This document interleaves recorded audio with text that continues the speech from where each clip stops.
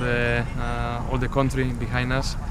So yeah, and now just make sure that we are training well for this training camp here in Bali.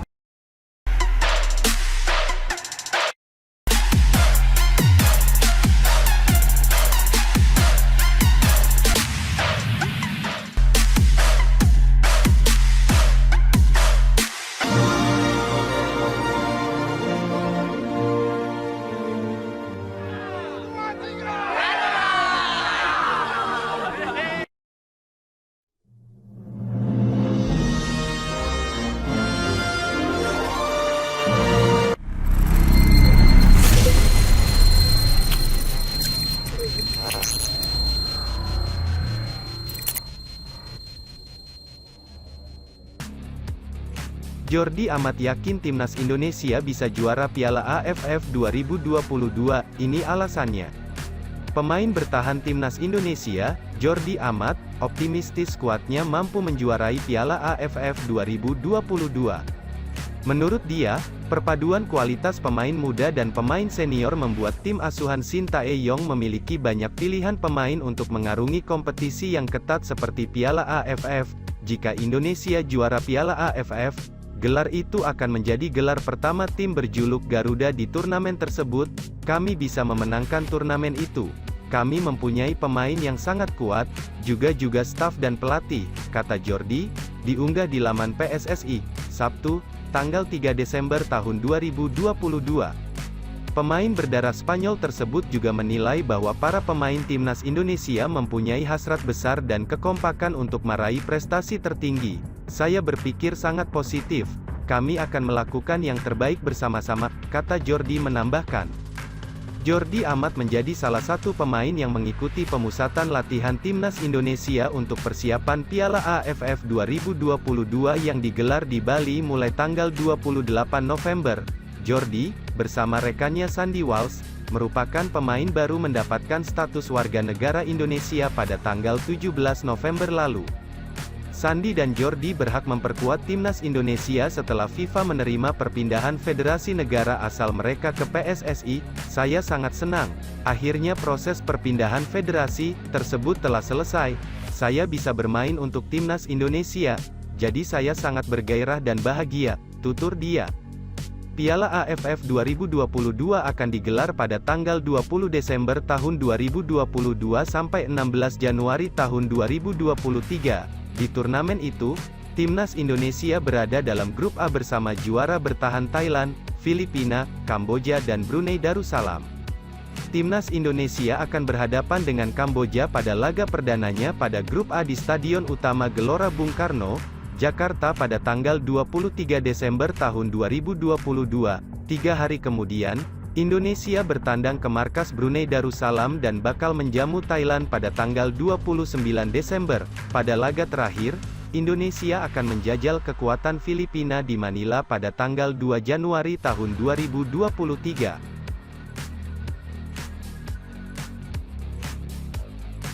Piala AFF 2022 bakal diwarnai dengan sederet pemain berpostur tak biasa di level sepak bola Asia Tenggara. Sejumlah pemain jangkung akan tampil di ajang ini.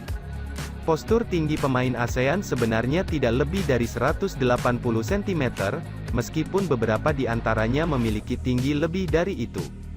Namun kebanyakan pemain lokal memiliki tinggi sekitar 175 cm hingga 180 cm dan seolah sudah menjadi ukuran normal di kawasan ini.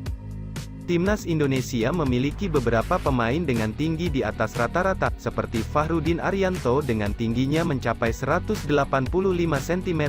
Selain itu, kontestan Piala AFF 2022 ternyata juga memiliki pemain dengan tinggi di atas rata-rata layaknya Fahrudin. Lantas siapa saja mereka? Berikut ini deretan pemain di Piala AFF 2022 dengan postur tinggi alias jangkung. Elkan Bagot, pemain keturunan Indonesia asal Inggris ini paling menarik perhatian di antara pemain lainnya, tingginya mencapai 194 cm. Usianya masih 20 tahun, tapi Bagot sudah mencatat 12 caps bersama timnas Indonesia dan bakal menjadi andalan di skuad ini. Piala AFF 2022 nanti, Bagot tidak akan sendiri dalam mengawal lini bertahan Indonesia. Ada Jordi Amat dan Sandy Walsh. Elkan Bagot dipastikan akan absen saat timnas Indonesia melakoni babak fase grup. Garuda masuk grup A bersama Thailand, Filipina, Kamboja, dan Brunei. Fase grup Piala AFF akan kembali menggunakan format home away dengan sistem single round robin. Dengan begitu setiap tim akan memainkan 2 laga kandang dan 2 laga tandang. Timnas Indonesia dijadwalkan menjamu Kamboja pada laga perdana pada tanggal 20 Desember lalu dijamu Brunei pada tanggal 26 Desember, kemudian laga ketiga menjamu Thailand pada tanggal 29 Desember dan terakhir bertandang ke markas Filipina pada tanggal 2 Januari tahun 2023. Untuk laga kandang Timnas Indonesia, PSSI kabarnya akan memilih Stadion Utama Gelora Bung Karno, SUGBK, di Jakarta. Saat ini federasi juga sedang merumuskan skema kehadiran penonton ke stadion untuk laga Timnas Indonesia di Piala AFF. Hanya juara grup dan runner-up yang akan melaju ke semifinal, adapun babak semifinal kembali akan digelar dengan sistem home away pada 6/7 Januari dan 9/10 Januari tahun 2023. Di babak semifinal itulah Elkan Bagnot baru akan dilepas sebagaimana dikabarkan sebelumnya. Shin Tae-yong pun mengonfirmasi hal itu. Kemungkinan, Elkan Bagot baru bisa main di semifinal dan final, tutur Shin Tae-yong.